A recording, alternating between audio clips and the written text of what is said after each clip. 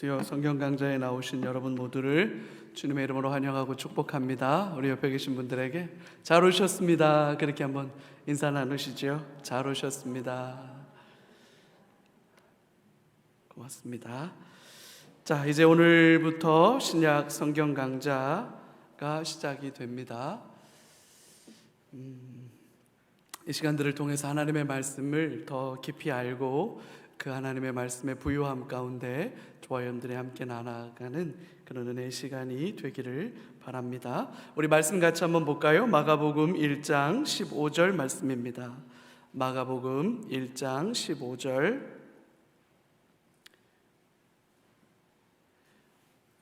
같이 한번 읽을까요? 제가 PPT를 띄워놨으니까 함께 한 목소리로 읽습니다. 때가 찼고 하나님의 나라가 가까이 왔으니 회개하고 복음을 믿으라 하시더라. 아멘.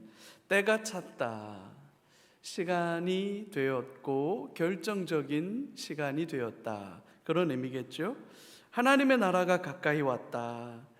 때가 찼다라고 하는 의미를 하나님의 나라가 가까이 온 것으로 그렇게 설명하고 있습니다. 그래서 어떻게 해야 하느냐? 첫 번째, 회개하라. 회개하라는 명령이 첫 번째예요. 두 번째는 복음을 믿으라. 그러니까 회개하라, 믿으라, 이 두 가지 동사가 신약을 열어내는 굉장히 중요한 신약 성경 전체의 핵심과 같은 명령이에요. 첫 번째, 회개하라. 회개라고 하는 것은 돌이키는 거죠. 다르게 사는 거예요. 지금까지와는 달라야 된다. 근데 이게 어느 한순간 회개하고 나면 그 다음 끝나는 문제냐? 그렇지 않다는 거예요. 이거는 지속적으로 회개해야 하는 걸 의미하는 거라서 회개는 오늘 하는 거예요. 늘 오늘 하는 거예요. 어제 했는데요, 오늘 또 하는 거예요. 내일이 되면 또 하는 거예요. 우리가 어느 순간 회개하기를 멈추면 우리는 화석이 돼요. 그러면 죽는 겁니다. 회개하는 일이 교회에게는 본질이고 생명이에요. 그래서 다시 새롭게, 그래서 새 포도주는 새 가죽 부대에 담는다고 우리 주님 그렇게 말씀하신 거죠. 복음을 믿으라. 복음이라고 하는 게 뭐냐? 유앙겔리온이라고 하는 게 정확하게 뭐냐? 이 얘기를 이제 신약 성경 안에서 하게 될 거예요. 뭐가 복음이냐? 복음을 믿는다라고 하는 게 피스티오라고 하는 헬라어 단어인데, 믿는다는 게 정확하게 뭐냐? 이제 이 얘기를 이제 신약 성경 안에서 쭉 해가게 될 거예요. 그래서 이 말이 때가 찼고 하나님의 나라가 가까이 왔고 그래서 회개해야 하고 우린 복음을 믿어야 한다라고 하는 이 내용, 이게 신약 성경의 어떻게 보면 가장 결정적인 이야기들을 아주 요약해서 해놓은 말씀인데, 오늘은 이 때가 찼고라고 하는 부분을 집중적으로 볼 거예요. 때가 찼고 하나님의 시간이 다 되었다라고 하는 이 이야기, 우리가 그것을 이렇게 표현해요. 신구약 중간사다, 이렇게 얘기해요. 구약과 신약으로 연결되어지는 이 브릿지와 같은 시기가 약 한 400년 정도가 되거든요. 이 400년 정도의 그러니까 구약에서 신약으로 넘어가는 이 중간의 시기를 신구약 중간사라고 하는데, 이 신구약 중간사를 이해를 해야, 그래야 때가 찼고 라고 하는 말이 이런 의미구나, 이게 굉장히 무거운 말이구나, 굉장히 중요한 말이구나 라고 하는 것을 알게 되겠죠. 이 구약에서 신약으로 넘어오는 이 중간기, 이거를 한 시간으로 따지면 400년 정도의 시간이 되는데, 그래서 이거를 연구하는 학자들이 여기에다가 이름을 붙이기를, 여기를 암흑기라고도 해요. 다크 에이지, 어두운 시기다.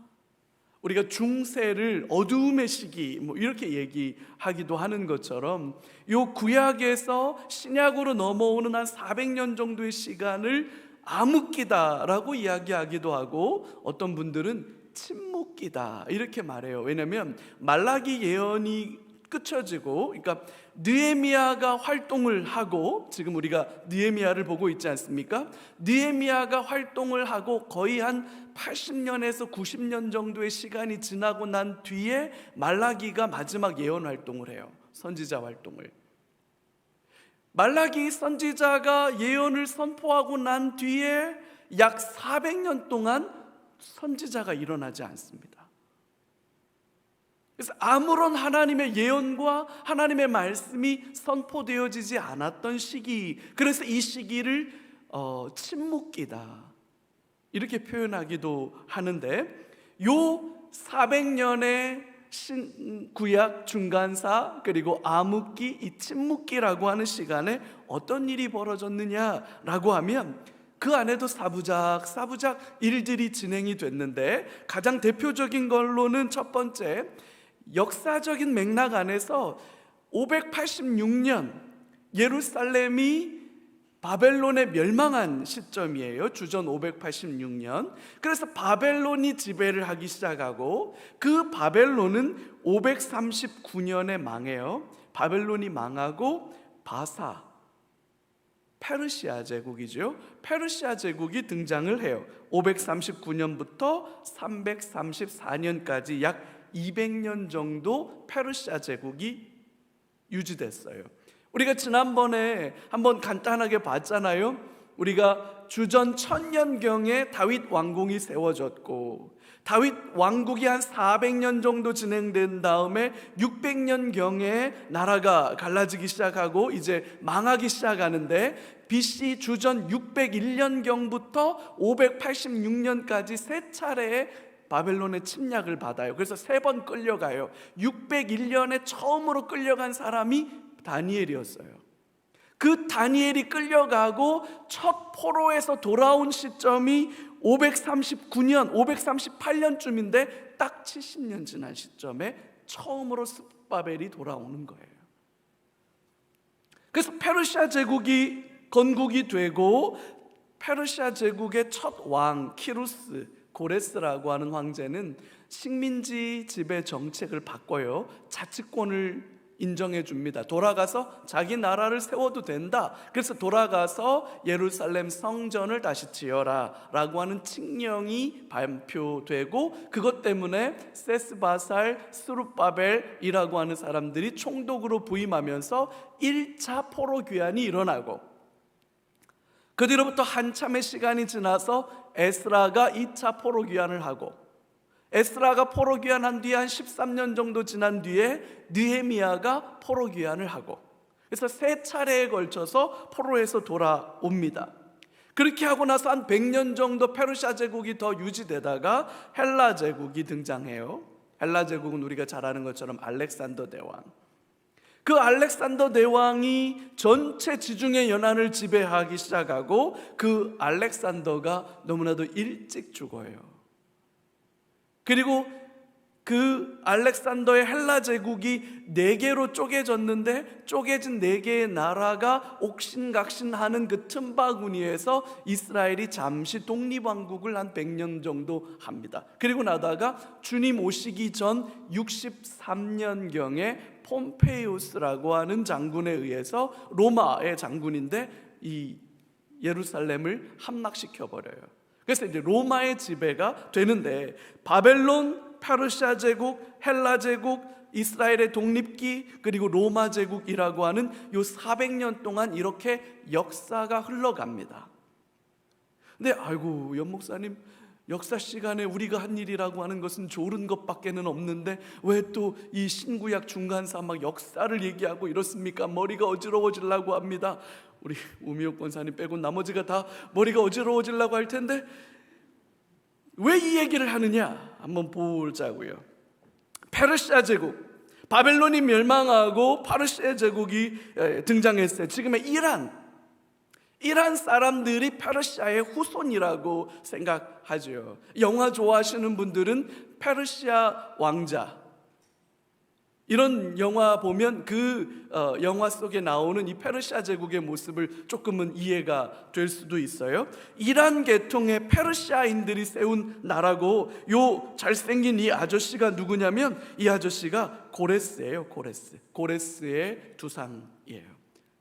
페르시아의 초대 황제 키루스라고 하는 이름으로 세계사에서는 알려져 있는 인물인데, 그 첫 번째 왕 고레스가 이제 자기가 바벨론을 무너뜨리고, 다니엘서를 보면 벨사살 왕이 잔치를 하다가 갑자기 벽에 손이 나타나서 글씨를 쓰잖아요. 메네 메네 데겔 우르바신. 뭔 글씨인지 못 읽어.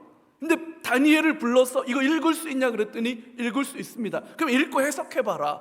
읽고 해석을 하죠. 그 벨사살 왕이 성전에서 가지고 온 금잔에다가 포도주 따라 마시고 막 잔치했거든요. 그 신성 모독을 하나님이 굉장히 괘씸하게 보셨어요. 그래서 손가락이 나타나서 벽에다가 글을 썼죠. 메네 메네 데겔 우르바신. 달아보고 달아봤다. 두 번이나 메네 메네.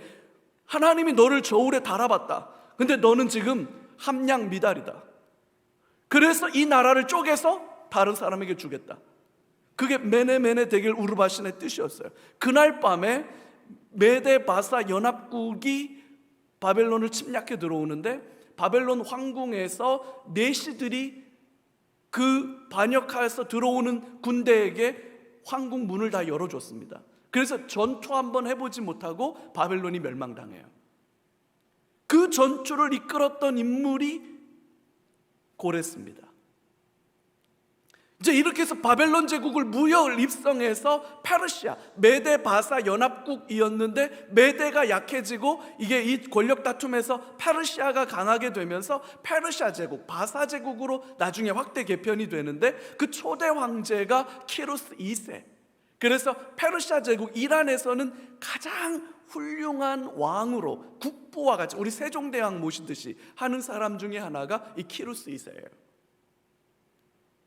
근데 이 사람은 어떤 정책을 폈냐면, 바벨론이 정복한 수많은 나라와 민족들은 각자 자치권을 보장해 주겠다. 다 포로로 잡아왔잖아요. 지금 다 포로로 끌고 왔는데, 야, 여기서 다 이렇게 옥닥복닥 이렇게 살 필요 없어. 너희들 다 원한다면 너희들의 나라로 돌아가도 좋아. 돌아가서 너희들의 종교와 너희들의 문화와 너희들의 관습대로 다 해도 괜찮아. 그러니까 돌아갈 수 있으면 돌아가 라고 귀한령을 내려요.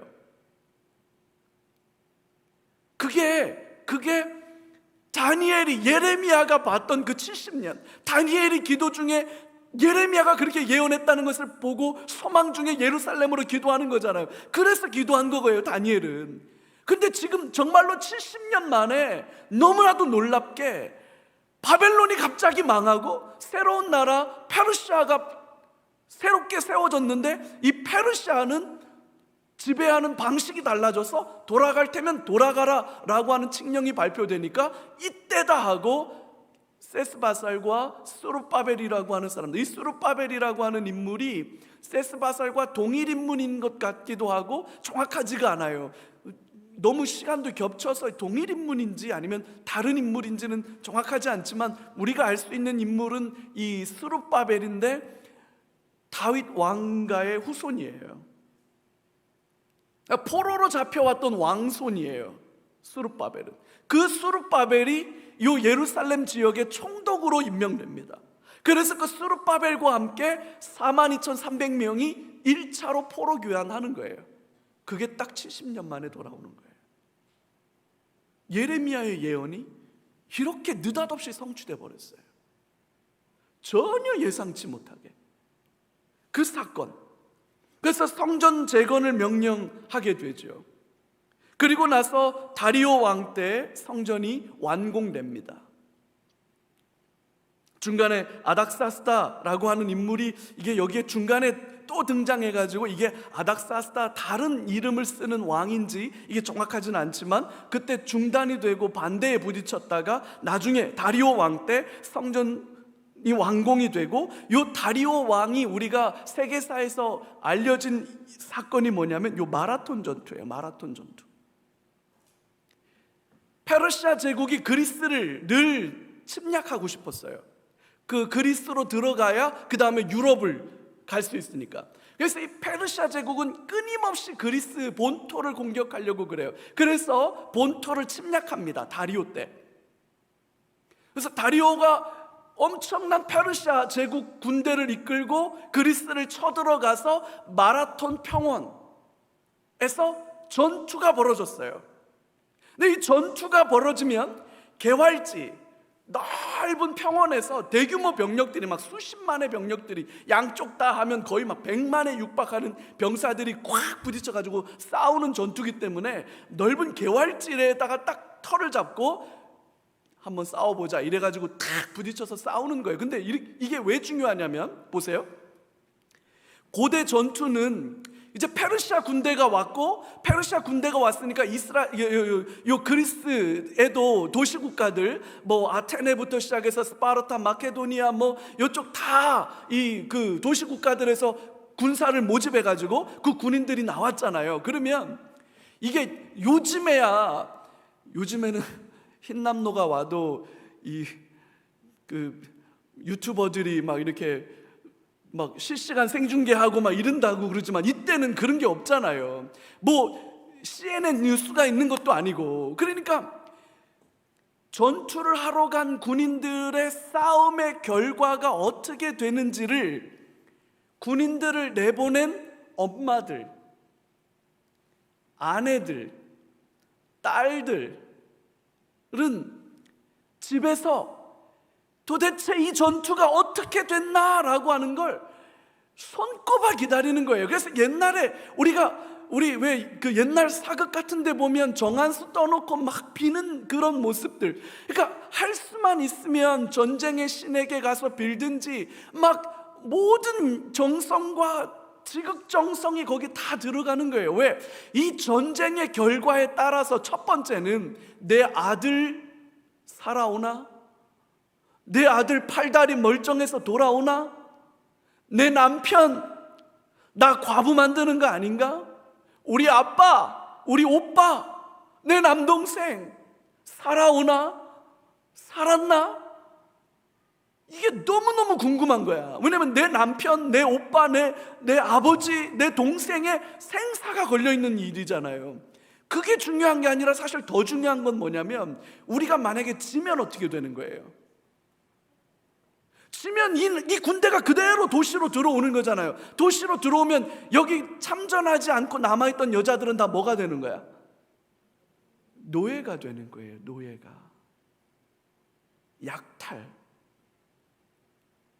말로 못해요. 우리 건의가 있어서 제가 더 자세하게 말할 수가 없어요. 이거 말로 못합니다.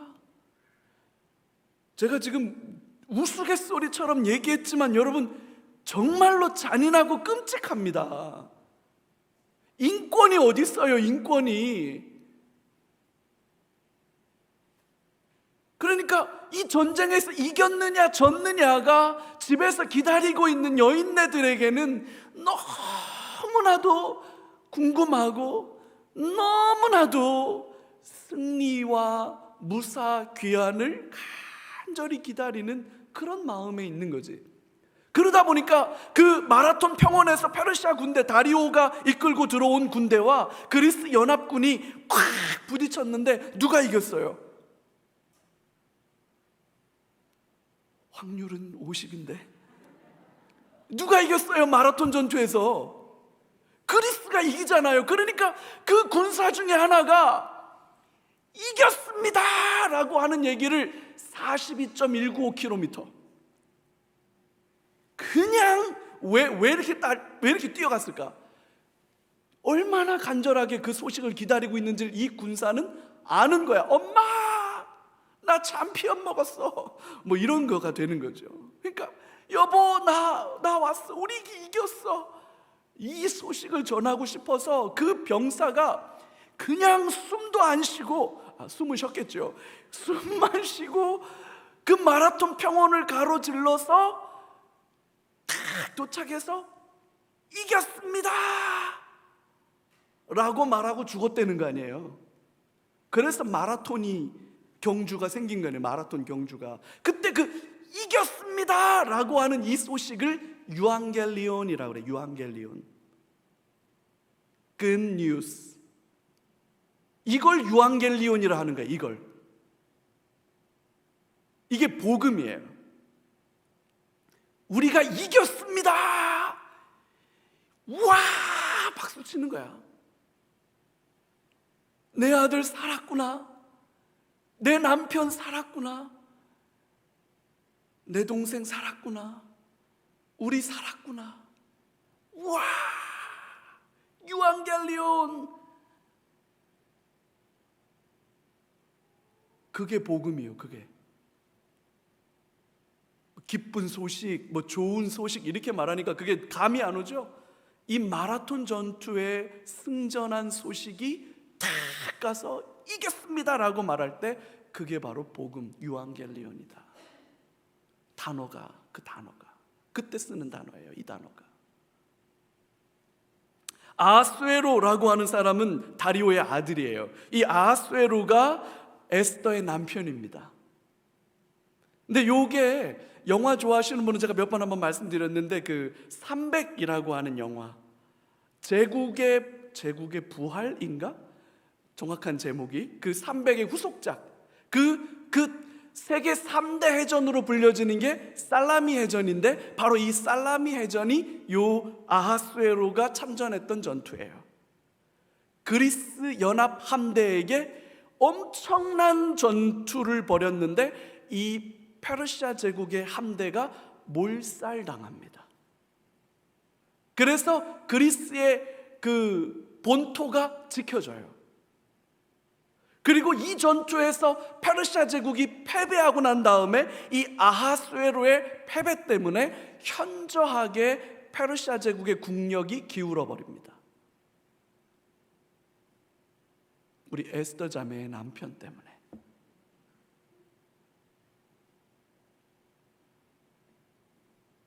그 살라미 해전, 그 유명한 살라미 해전, 살라미 전술이라고 이런 얘기들 한 번씩 나오고 그러잖아요. 그게 이제 자기네들이 유리한 곳으로 유인해내서 포위한 다음에 그 매복 공격을 하는 이런 식의 전투 형태인데 그 살라미 전술보다 유명한 게 이순신의 하객진, 이번에 영화에 나왔던 그 한산, 그런 얘기들. 이 살라미 해전은 전 세계 바다에서 벌어진 전투에서는 최고의 전투라고 말하자는 그리고 그 아하수에로 왕 다음 왕이 아닥사스다인데, 아닥사스다라는 이름이 왕을 가리킬 때 쓰는 일반 명사이기도 해서 아닥사스다라고 하는 이름을 가진 왕이 몇 명 있어요.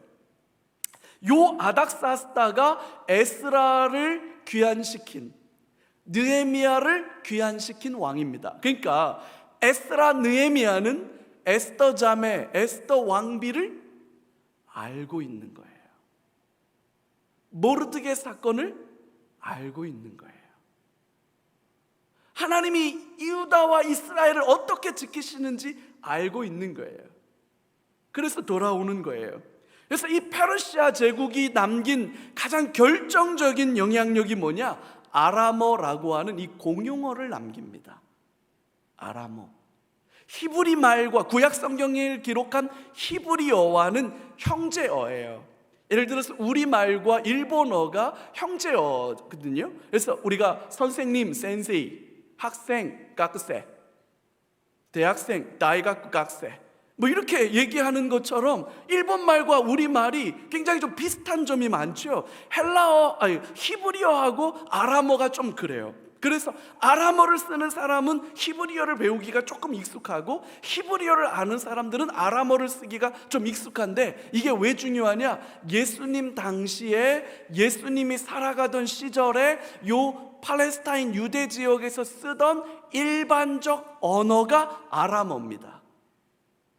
이 아람어가 페르시아 제국 덕분에 이 지역의 일반적인 공용어 중에 하나가 돼요. 그래서 우리가 아바라고 하는 말을 쓰거나 아니면 성경 안에서 이 아람어들을 그대로 갖다가 쓰는 경우들이 간혹 있는데, 그래서 아람어라고 하는 게 신약 성경을 이해하는 굉장히 중요한 언어 중에 하나인데, 그 일이 이 페르시아 제국이 만들어 놓은 흔적이에요. 페르시아 제국의 영토가 이렇습니다. 요 인도까지 이렇게 요 뒤까지 해가지고 이집트, 요 아프리카 북부 지역까지 다 해가지고 요렇게가 다 페르시아였으니까요. 예루살렘은 여기 있습니다. 여기 그리스죠. 여기가 그리스 반도. 여기랑 같이 계속 붙었던 거니까. 이렇게 해서 바사 제국이 이 정도로 엄청난 지역 안에 아람어를 공용어로 쓰도록 만들어줬다. 아람 바사 제국이 이제 멸망시킨 게 청년 알렉산더 대왕입니다. 알렉산더의 아버지는 필리포스 2세라고 하는 사람인데, 빌립보라고 하는 도시가 나오죠. 바울의 선교행에서 빌립보서 했던 빌립보 교회, 그 빌립보가 이 알렉산더 대왕의 아버지 필리포스 2세의 이름을 따서 세운 도시. 마케도니아의 도시국가였는데 금광이 발견이 돼요. 느닷없이. 그래서 그 금광 때문에 막 돈이 넘쳐나, 나라에. 그래서 그 돈으로 군대를 조직하기 시작합니다. 무기를 보강하기 시작하고 병력들을 보충하기 시작합니다. 그러면서 하나씩 옆에 있는 도시국가들을 점령해 가다가 아버지가 일찍 전사해요. 알렉산더라고 하는 이 아들이 20살밖에 안 됐는데 아버지가 일찍 죽습니다. 근데 아버지가 죽은 그 자리에 아버지보다 더 훌륭한 사실 멘토의 전형적인 역할을 한 사람이 이 알렉산더 대왕의 아버지와 같은 역할을 했던 멘토가 누구냐면 아리스토텔레스예요. 아리스토텔레스. 요거 철학책 좀 읽어본 사람들은 플라톤, 소크라테스, 그 다음에 유명한 사람이 아리스토텔레스잖아요. 그 아리스토텔레스가 알렉산더의 멘토였어요. 이 아리스토텔레스가 알렉산더에게 학문을 가르치고 전술을 가르치고 교양을 가르치고 매너를 가르칩니다.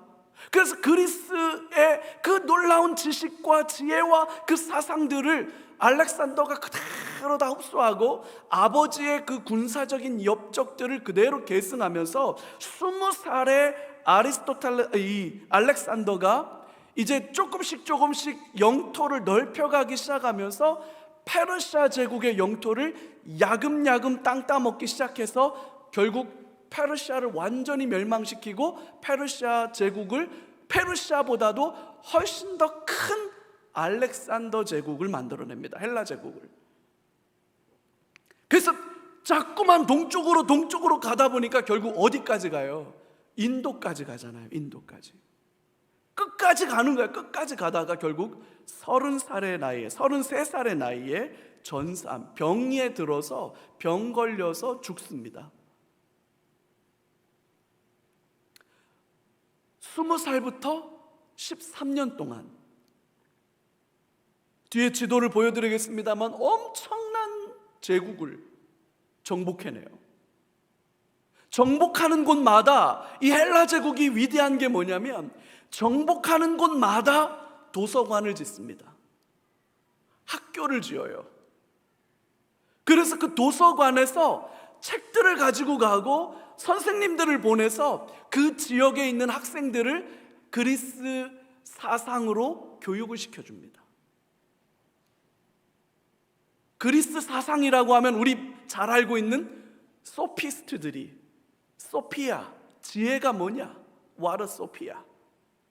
맨날 그것만 가지고 소크라테스, 플라톤, 존재하는 모든 것들의 본질이 뭐냐? 이런 것들을 가지고 고민했던 그 그리스의 사상들이 그대로 다 이 헬라 제국이 정복한 곳마다 도서관이 세워지고 학교가 세워지고 아이들을 가르치면서 거기 안에 인재들이 자라나기 시작해요. 그런 일들을 합니다. 근데 그 알렉산더가 너무나도 일찍 죽고 난 다음에 아들이 없었어요. 그래서 이 헬라 제국은 알렉산더 부하의 4명의 장군들에 의해서 분할 통치가 됩니다. 그러면서 헬라 제국이 남겨놓은 가장 큰 영향력이 뭐냐면 이 옆에 있는 그림은 이 알렉산더 대왕의 부조예요. 잘생겼어요. 눈도 부리부리하고 눈은 크고 볼 일인 것 같아요. 연 목사가 어려운 이유가 여기 있는 것 같아. 눈을 떴는지 감았는지 멀리서 보면 안 보여. 이렇게 좀 시원하게 탁 이게 되게 돼야지 될 텐데, 그죠? 이 헬라 제국이 남겨놓은 가장 큰 업적이 뭐냐면 그리스 사상, 그 철학. 그러니까 이게 보통 우리 인문학이라고 하잖아요. 인문학.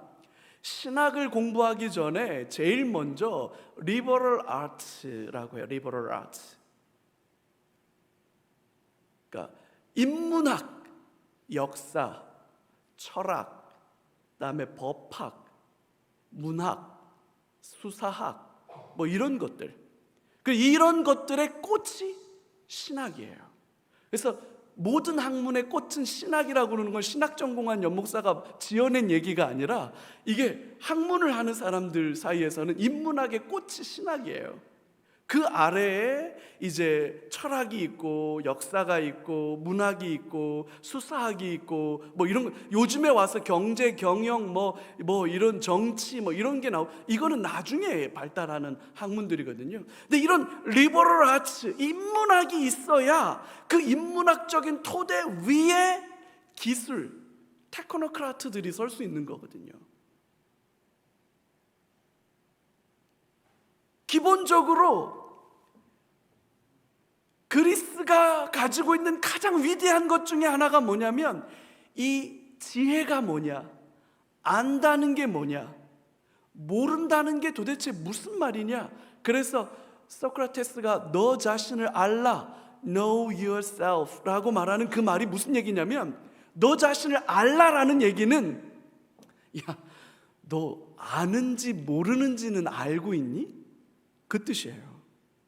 모르면 모른다고 그래. 모르면서도 아는 척하지 말고. 소크라테스는 그걸 굉장히 폭로하는 사람이었기 때문에 미움받은 거예요. 너 아무것도 모르면서 왜 이렇게 아는 척해?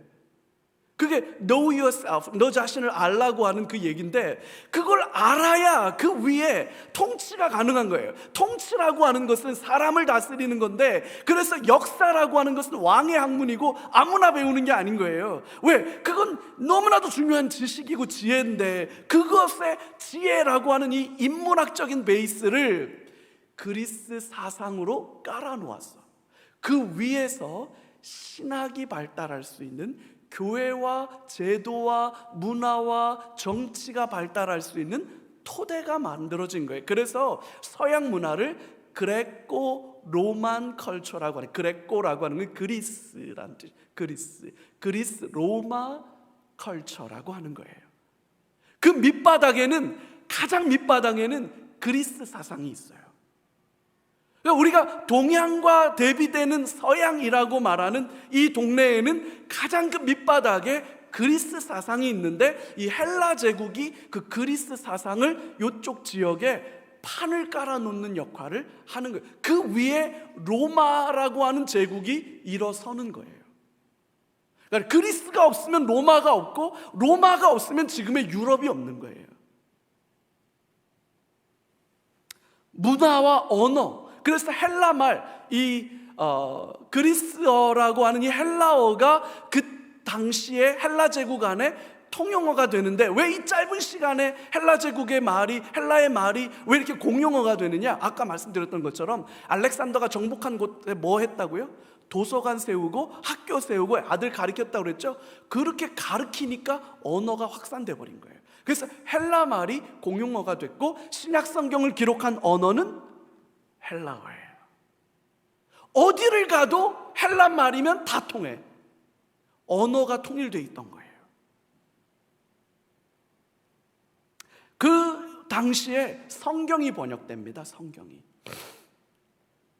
왜냐하면 이미 586년에 바벨론에 멸망당해서 바벨론으로 끌려가잖아요. 바벨론의 언어, 그쪽 언어가 아람어거든. 그래서 원래 히브리어가 잃어버려져요. 아람어를 말하기 시작해, 사람들이 다. 그래서 우리 교포들 나는 한국말 잘 difficult해요, 뭐 이렇게 하는 것처럼 2세 3세로만 가도 히브리어를 못해. 그러니까 성경을 못 읽어. 이런 게 그 다음에 이제 페르시아 제국이 200년 더 갔지, 그 다음에 헬라 제국이 돼서 헬라 제국으로 가고 있지. 이러니까 이제 히브리어를, 구약 성경을 기록한 히브리어를 읽고 쓸 수 있는 사람들이 현저하게 없어져 버려. 다 없어졌어. 새로 난 아이들은 주로 뭘 써요? 헬라어를 써. 그러니까 구약 성경을 헬라어로 번역해 주어야겠다. 이게 그때 당시에도 다음 세대가 이분들의 마음속에는 가장 큰 고민이었던 거야. 자녀들을 위해서 이 히브리어 성경을 헬라어로 번역해야겠다. 그래서 70명의 학자들을 모아요. 전승에 의하면 70명의 학자들을, 유명한 학자들을 모아가지고 이집트 알렉산드리아라고 하는 도시에서 이 70명을 각각 딴 한 사람씩 방 70개에다 다 가둬놓고, 자, 오늘부터 번역하시오, 구약 성경을. 그래서 번역을 시켰더니 한참 뒤에 번역이 다 끝난 뒤에 70개의 번역본을 갖다 왔더니 세상에 70개가 다 공교롭게도 다 똑같이 번역됐다더라 라는 전설 따라 삼천리. 그래서 그 70인역이 만들어져요. 그리고 예수님 당시에 예루살렘에서, 회당에서 주로 사용했던 성경은 요 70인경이었을 거예요. 바울이 가는 곳마다 회당에서 가르치죠. 그 율법을 낭독하고 난 다음에 가르치죠. 그 낭독했던 성경이 아마 이 70인경이었을 거예요.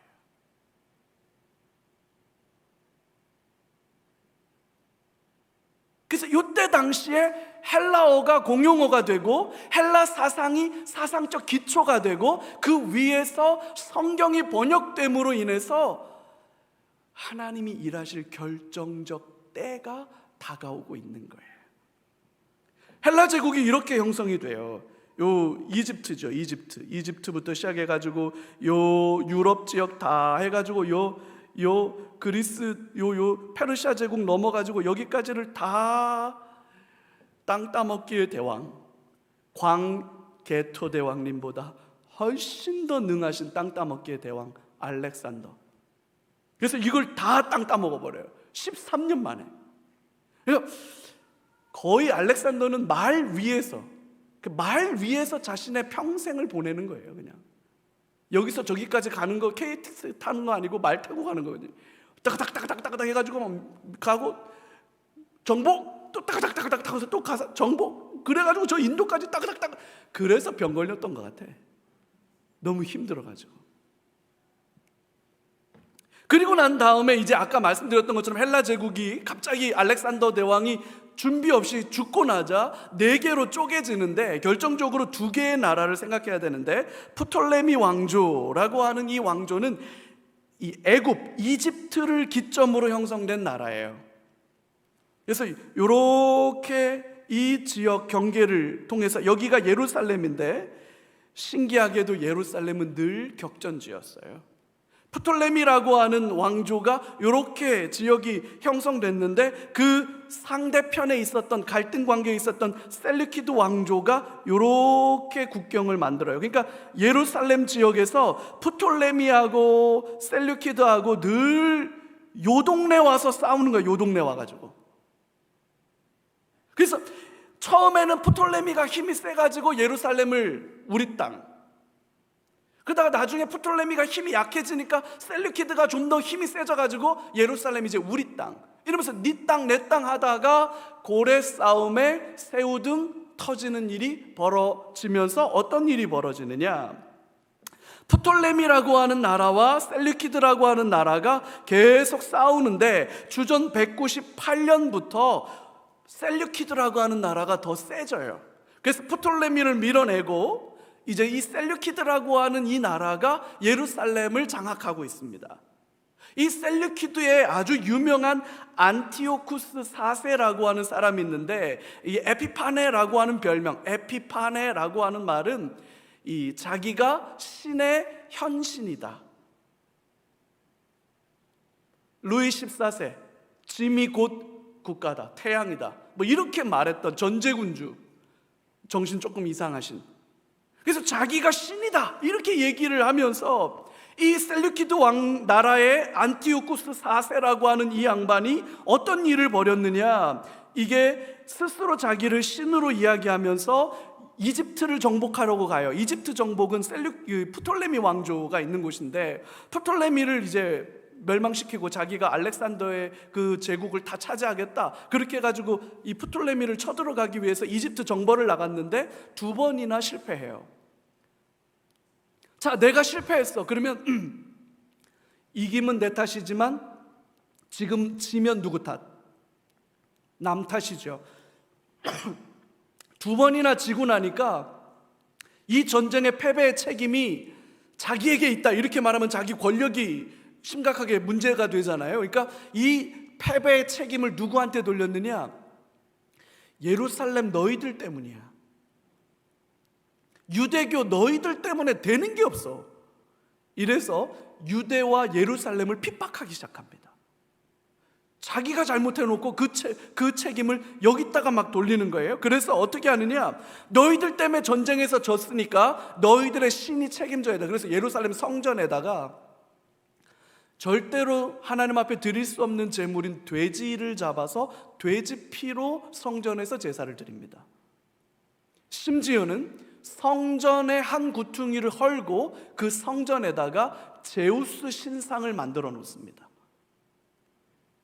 그러니까 이스라엘 사람들 입장에서는, 유대 사람들 입장에서는 이거 견딜 수 없는 모욕이죠. 혀를 깨물고 죽는 한이 있어도 나 안 되겠다. 심지어는 대제사장은 그 사독 집안에, 아론 집안에, 우리가 봤던 에스라가 그 집안인데, 에스라 집안에서만 그건 혈통적 세습을 해야 되는데, 그 혈통적 세습을 해야 되는 대제사장을 메넬라우스라고 하는 사람을 임명합니다. 이 사람은 베냐민 지파 사람이에요. 그러니까 제사장이 될 수 없는 사람인데, 이 자기 말 잘 듣는다고 내가 이뻐하는 사람으로 대제사장 세울 거야. 그래서 이 메넬라우스를 대제사장으로 삼아버려요. 그러니까 제사장 집안의 이 에스라의 후손들이 가만히 있겠습니까?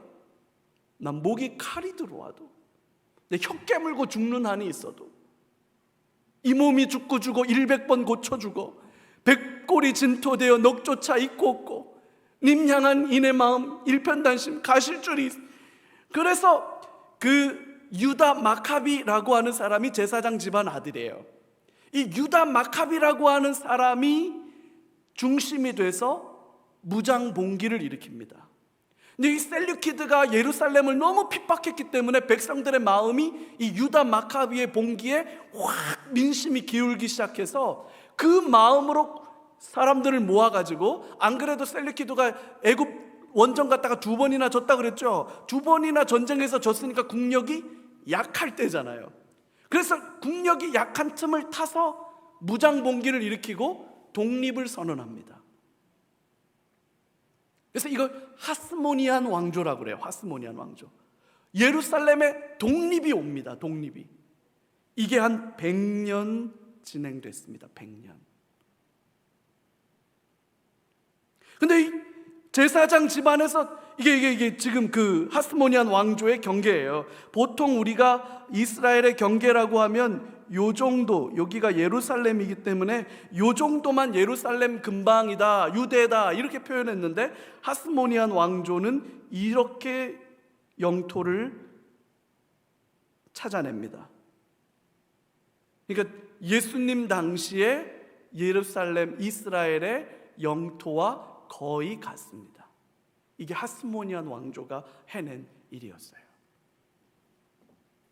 그러다가 이제 한 100년 정도 지나고 보니까 이 제사장님들이, 주로 제사장은 잘하지만 나라 통치는 잘 못했겠죠. 그러다 보니까 이 어줍지 않은 양반들이 권력을 갖고 나니까 이 권력의 맛이, 아이고야 이게 달도다. 그래서 이 제사장 양반들끼리 서로 치고받고 싸우는 동안 나라가 100년밖에 못 간 이유는 저들끼리 치고받고 싸우느라고. 그냥 막 이쪽에서 권력 잡으면 저쪽이 막 죽는다 그러고, 저쪽이 권력 잡으면 이쪽이 죽는다 그러고 서로 싸우니까 나중에는 결국 폼페이우스 장군이 쳐들어와서 결국 이스라엘을, 예루살렘 성전을 다 무너뜨려 버려요. 그래서 지금 군인들이 군합발 가지고 여기에 와가지고 지금 제사장들을 다 지금 죽이고 지금 예루살렘 성전을 다, 이게 지금 스룹바벨 성전, 에스라 느헤미야가 지었던 그 성전을 지금 다 무너뜨려 버렸어요. 그리고 나서 이제 로마가 어느 정도 자치권을 두고 이제 이 유대 팔레스타인을 이제 통치하는데, 하스모니안 왕조가 무너지고 나니까 자치권을 줘요. 로마는 직접 통치하지 않고 자치권을 줘서 너희들끼리 통치해. 중요한 것만 우리 결정받고 나머지는 너희들이 알아서 통치해. 이런 입장인데 통치할 수 있는 뭐가 없는 거야. 권력 잡을 사람들이 없어. 이때 참 똑똑한 사람들 나옵니다. 이 똑똑한 사람 중에 하나가 헤롯이었어요. 세상 돌아가는 걸 보니 로마가 갑이다. 이 사람은 로마에서 유학했던 사람이거든요. 이두메 출신이에요. 그러니까 이방인이에요. 이두메 출신의 유대인이라고 자기는 주장하지만 여러 가지로 봤을 때 유대 피가 섞였다라고 보기가 쉽지 않은 인물이에요. 근데 로마 황제에게 가서 저를 왕으로 좀 이렇게 임명해 주시면 제가 가서 로마의 입장을 철저하게 잘 대변하고 그렇게 제가 잘 하겠습니다. 이 한 몸 뽑아주십시오 라고 황제에게 가서 요청을 해요. 돈 싸들고 가서. 황제는 돈 가지고 오면 땡큐거든요. 그래서 그 돈 받고 황제가 이 헤롯에게 왕으로 임명해 줍니다. 그래서 여러분, 예수님이 비유 속에 한 사람이 타국에 가서, 달란트 비유라든지 포도원 비유라든지 이거 보면 한 사람이 타국에 가서 다시 돌아오는 이야기를 하죠. 그게 헤롯 이야기 때문에 이때 당시 이스라엘 사람들에게는 굉장히 익숙한 이야기의 하나의 프레임이었어요. 왕위를 가서 사갖고 온, 그렇게 와서 이제 자기가 왕이라고 얘기하니까 유대 사람들이 왕을 인정해줘요? 안 해요? 안 하지요. 그러니까 자기의 왕권을 강화하기 위해서 무너진 성전을 다시 짓겠습니다. 그래서 40년을 들여서 성전을 다시 지어요. 헤롯 성전. 예수님 당시에 예수님이 들어가셨던 그 비둘기들을 쫓아냈던 성전이 이 세 번째 성전, 헤롯 성전이에요. 솔로몬 성전, 스룹바벨 성전, 그건 무너졌고 지금 헤롯 성전. 영아 사례를 일으키죠. 2살 이하는 다 죽여라. 왜? 자기의 왕권이 그만큼 불안했던 거야. 나는 사온 왕인데 갑자기 동방박사들이 와가지고 예루살렘 이스라엘의 왕이 어디 계시느냐. 뭔 말이야? 별을 보고 찾아왔습니다. 그랬더니 율법학자들을 불러요. 메시아가 어디에서 나냐? 아마 베들레헴일 것 같습니다. 그랬더니 다 죽여. 2살 이 아래로 아이들은. 그만큼 자기의 왕권을 지키는 문제에 굉장한 두려움과 트라우마를 가지고 있었다. 가이사랴 항구를 만듭니다. 이 헤롯이 만든 가이사랴 항구는 이때 당시에 알렉산드리아라고 하는 곳, 그 다음에 이 가이사랴라고 하는 곳의 이 항구는 이 지중해 연안에 있었던 항구 중에 최신식 최고의 항구 중에 하나입니다. 나중에 바울이 이 가이사랴에서 로마로 가는 배를 타는 겁니다. 로마와의 연락선이 다니는 그곳이기도 하고요. 총독을 주둔시켜서 통치하고 그 다음에 이 예루살렘 성전 근처에 안토니오 요새라고 하는 것을 두어서 이 성전 안에서 반란이 일어나면 신속하게 제압할 수 있도록 로마 군대를 주둔시킵니다. 그러면서 로마가 남겨놓은 게 뭐냐? 도로와 치안이에요. 결국 이 로마 지도예요. 이 지중해가 이렇게, 여기가 예루살렘이거든요. 여기 예루살렘이 여기 있고 결국 이게 다 로마 땅이에요. 로마 땅. 그러니까 로마가 이걸 다 지배하고 있었던 건데, 자, 결국 이게 뭐냐? 400년의 침묵의 시간을 통해서 어떤 일이 벌어졌느냐? 첫 번째, 이 400년의 시간이 지나가는 동안 언어가 정리되었어요. 언어가. 아람어가 사용됐고 헬라어가 공용어가 되었고 라틴어, 로마어, 이 라틴어가 행정법률 용어가 언어가 되면서 이 지중해 연안의 그 엄청난 나라들 어디를 가도 의사소통이 가능해졌습니다. 어디를 가도.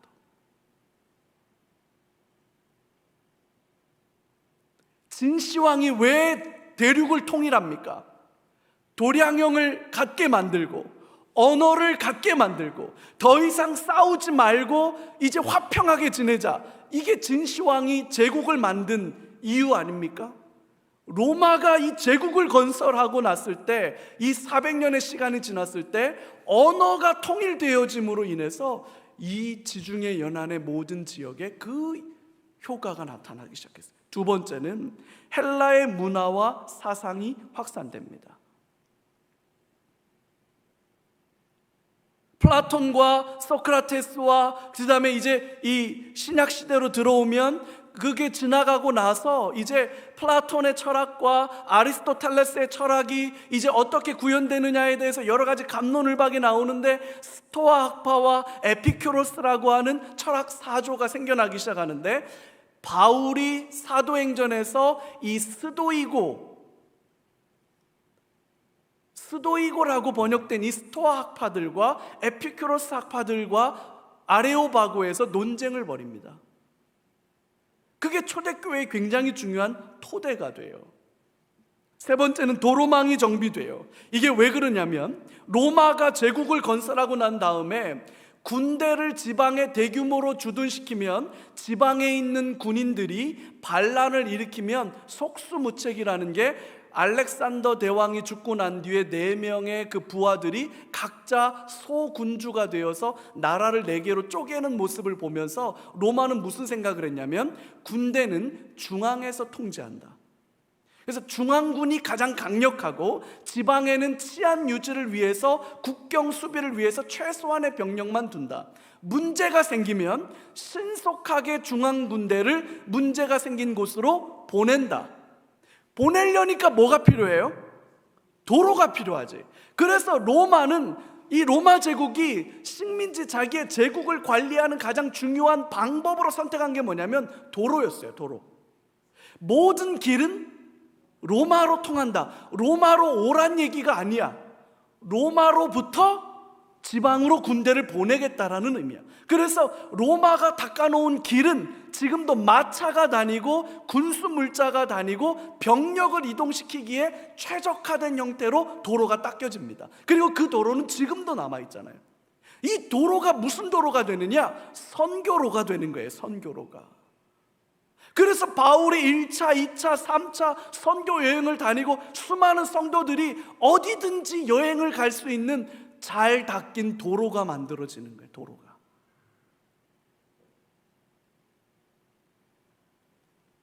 네 번째는 로마의 법, 팍스 로마나.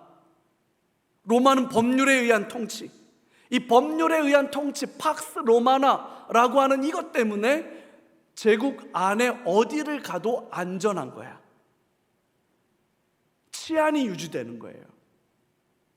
기본적인 법 질서가 세워지는 거예요. 다섯 번째는 이 하스모니아 왕조를 잠깐 100년 동안 맛보고 나니까 사람들의 마음에 뭐에 대한 갈망이 갑자기 뜨거워지기 시작했냐면 메시아가 올 거다. 다윗의 후손 메시아가 올 거다. 그래서 우리를 새로운 독립된 나라로 이끌어갈 거다. 그래서 새로운 독립된 나라에 대한 꿈을 간절하게 꾸기 시작합니다. 요 5가지. 말라기가 예언을 마치고 예수님이 오셔서 사역을 할 때까지 약 400년 정도의 시간을 암흑기, 다크에이지라고도 말하고 침묵기, 하나님의 계시와 예언이 없었던 시기라도 말하지만 더 중요한 건 하나님은 하나님의 일을 하고 계셨다. 그래서 언어를 통일시켰고 문화와 사상들을 기틀을 놓았고 도로망이 정비가 되었고 로마 법에 의해서 팍스 로마나가 일어났고 메시아에 대한 간절한 열망이 이스라엘 사회 안에 가득하게 되었다. 이 조건들이 맞추어지고 났을 때 때가 찼고 하나님의 나라가 가까이 왔으니 회개하고 복음을 믿으라 라는 선포와 함께 예수님이 당신의 사역을 시작하신 거예요. 근데 잠깐만 좀 보세요. 이걸 지나고 나서 넓게 조망해 보니까 그 400년의 시간이 그냥 지나간 시간이 아니구나 라고 정리할 수 있겠지만, 그 시대를 살았던 사람들에게는 그 시대가 얼마나 답답하고 얼마나 안타깝고 얼마나 힘들었을까요?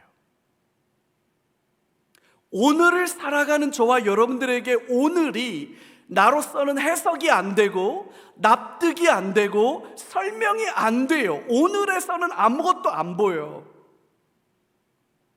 그러나 여러분, 하나님이 일하고 계심을 신뢰하시기를 주님의 이름으로 축복합니다. 여전히 하나님은 일하고 계시고 하나님은 역사의 주인이셔서 내 눈에 보이지 않을 뿐이지, 하나님은 명백한 계획을 가지고 명백한 의도를 가지고 목적을 가지고 하나님의 때에 하나님의 방법으로 하나님의 역사를 이루어가기 위해서 바벨론이 일어났다가 페르시아가 일어났다가 알렉산더가 일어났다가 로마가 일어났다가 뭐 이렇게 복잡하고 어렵고 힘들고 고통스러워. 개인의 역사로는 그 고통과 좌절과 절망일지 모르겠으나 하나님의 역사에서는 그 모든 게 다 하나님의 선을 이루어가는 하나님의 일이다라는 사실을 저와 여러분들이 믿음으로 인정할 수 있기를 주님의 이름으로 축복합니다. 그게 믿음이에요. 난 지금 내가 선 자리에서는 모르겠어. 저도 모르겠어요. 왜 하나님 이렇게 하시는지 저도 모르겠어요. 새벽마다 물어요. 하나님 왜 이렇게 하세요? 어떻게 하기를 원하시는 거예요? 몰라요. 안 보여요. 근데 하나님이 일하신다는 건 신뢰해요. 그게 저와 여러분들의 믿음 되시기를 주님의 이름으로 축복합니다. 같이 한번 기도해요. 하나님, 내 삶에도 주님께서 이렇게 역사하여 주옵소서. 내 삶도 이렇게 하나님이 주관하여 주셔서 하나님의 뜻이 이루어지게 하여 주시고 하나님의 역사가 이루어지게 하시고 하나님이 일하신다는 사실을 신뢰함으로 따라가게 하여 주옵소서. 내 삶에 하나님의 믿음의 대로가 열리게 하여 주옵소서. 내 삶에 하나님의 역사가 열리게 하여 주옵소서. 우리 그렇게 합심해서 같이 한번 기도하고 주님 가르쳐 주신 기도로 마치겠습니다. 함께 기도합니다.